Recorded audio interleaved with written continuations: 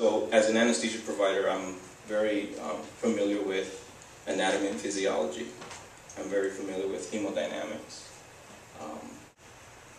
In February of 2010, I received one of the most devastating news that any son can receive. My mother had brain cancer.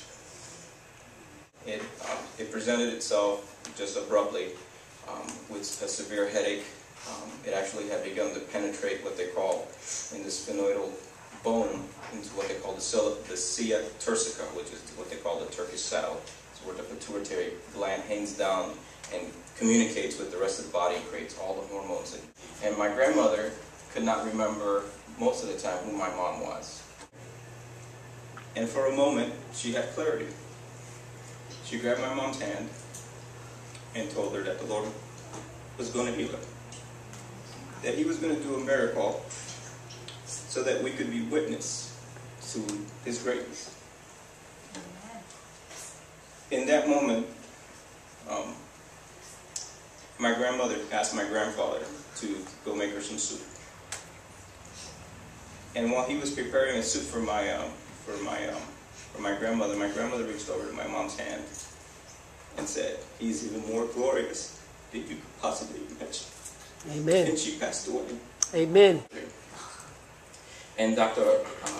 Almodovar, he's probably one of the best neurosurgeons on the island of Puerto Rico. And when I mean he's one of the best neurosurgeons, he's one of the guys that came out to Harvard Medical.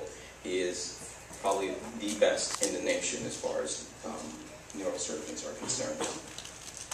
So he discussed the surgery with my brother. He discussed and my mom and potential complications. Ordered a second set of MRIs and CT scans to confirm the location of the tumor and that nothing had changed in the last 30 days.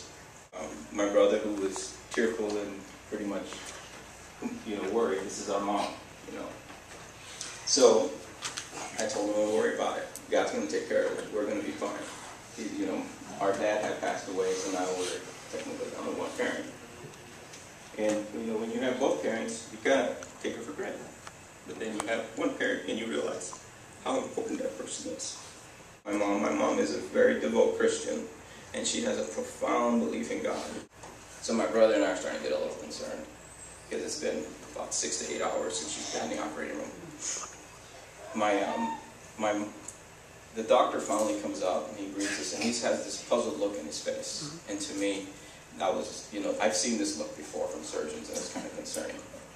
And I was like, so he has the MRI scans and the CT scans in his hand, and he's looking at them. And we were like, "Dr. Lamont, how did things go?" He says, he has a confused look in his face. He says, "I'm not sure." And we were like, "What do you mean you're not sure? You're the neurosurgeon." He's like, "I'm not sure." He goes, I went in through the procedure and to the area where the pituitary and the tumor was supposed to be, and there's no tumor.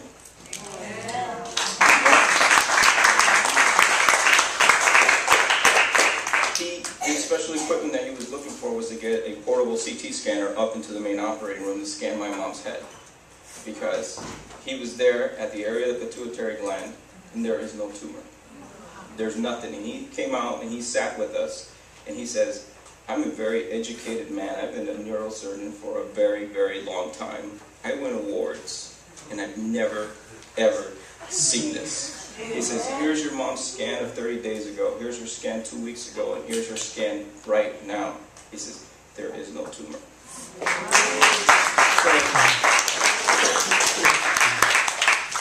He said, "Your mom told me that she was healed." And then he just looked at us and he says, "If this is your God, then I want you to pray for me." He says, "I've never seen this before, because I've never seen a miracle happen right in front of my face."